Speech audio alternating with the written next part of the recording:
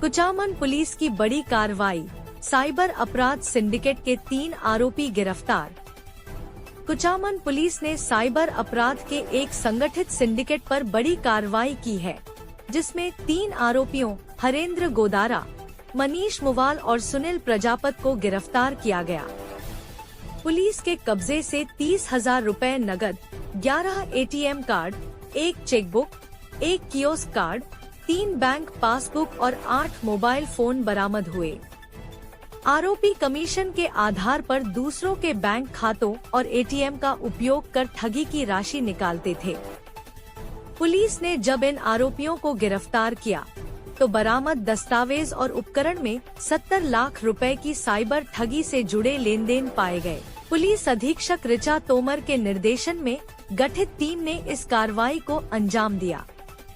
मुखबिर से सूचना मिलने के बाद पुलिस ने श्री बालाजी होटल, बूढ़सू चौराहा, कुचामन सिटी में संदिग्ध व्यक्तियों की तलाशी ली, जहां उन्हें यह सामग्री बरामद हुई। खबर राजस्थान, जो दिखाता है जमीनी हकीकत। देखते रहे खबर राजस्थान, जहां हर खबर आप तक।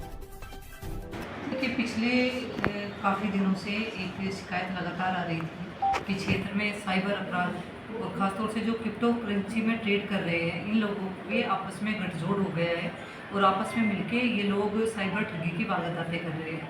इसको लेके कुचामन पुलिस काफ़ी सतर्क रही और यहाँ के जितने ढाबे हैं, रेस्टोरेंट हैं, उन पर भी हम लोग लगातार चेकिंग करते रहे।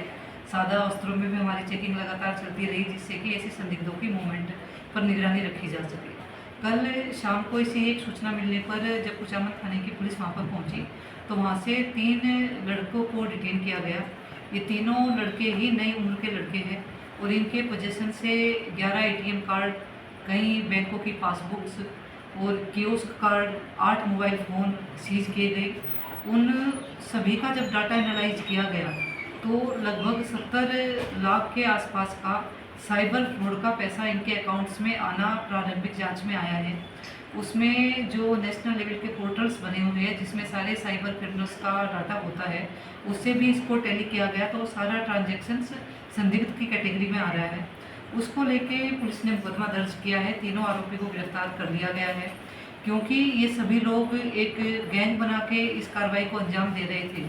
इसलिए नई बीएनएस के अंतर्गत 112 और 111 2 गैंग्स की धाराएं हैं।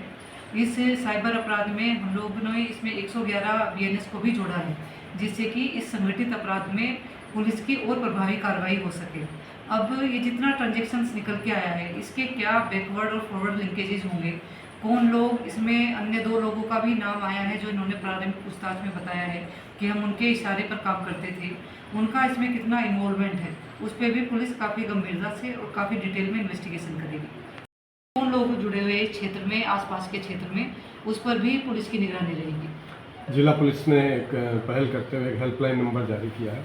क्या है उसका मकसद और किस तरह से सूचना हेल्पलाइन पर दे सकते हैं, किस तरह से पुलिस उनकी मदद करेगी? देखिए, मीडिया के माध्यम से मैं पुनः ये अपील करना चाहूँगी कि डिडवाना पुलिस ने एक हेल्पलाइन नंबर जारी किया है और उस हेल्पलाइन नंबर की डेली मॉनिटरिंग मेरे स्वयं के द्वारा होती है। वो नंबर हमारे कंट्रोल रूम पर है, उस पर व्हाट्सएप भी अवेलेबल है और आप उसमें वैसे भी डायरेक्ट कॉल भी कर सकते हो। और कोई भी संदिग्ध व्यक्ति के आने जाने की सूचना, आपके क्षेत्र में कोई हिस्ट्री सीटर, हार्डकोर, इस तरह का बड़ा अपराधी रहता हो, उस जिससे का आम जन में भय हो, उसके बारे में आप कोई सूचना देना चाहते हो, आप ड्रग्स, जो हर जगह बात आती है कि युवा हमारा ड्रग्स की तरफ जा रहा है, तो कहीं पर आपके घर के आसपास किसी थड़ी पे, किसी दुकान पे, किसी डेयरी की दुकान पे, किसी बूथ पर, कहीं पर भी उस तरह की ड्रग्स की सेल होती हो, तो आम लोगों से मेरी अपील है, या फिर जैसे कि आज ये पुलिस ने कार्रवाई की है, ठगी का अपराध होता है या फिर ये जितना क्रिप्टो का ट्रेड होता है, सभी लालच की वजह से होता है। ये जितने थोड़े भोले भाले लोग या जिनको जानकारी की कमी या कहीं ना कहीं लालच में आकर इनके उस चक्कर में आ जाते थे कि आपके पैसे का रोटेशन हो जाएगा, आप इसमें पैसा लगाओगे तो आपको पैसा बढ़ा के मिलेंगे, तो लोगों से ये क्रिप्टो करेंसी को खरीदते थे और उस करेंसी को आगे बेच के साइबर ठगी से जो पैसा साइबर ठगों के पास में आता है, उस पैसे को उन्हीं लोगों के अकाउंट्स में लेकर उनसे तुरंत ही पैसा निकाल लेते थे। तो साइबर ठगी के पैसे का पूरा रोटेशन करना, उसको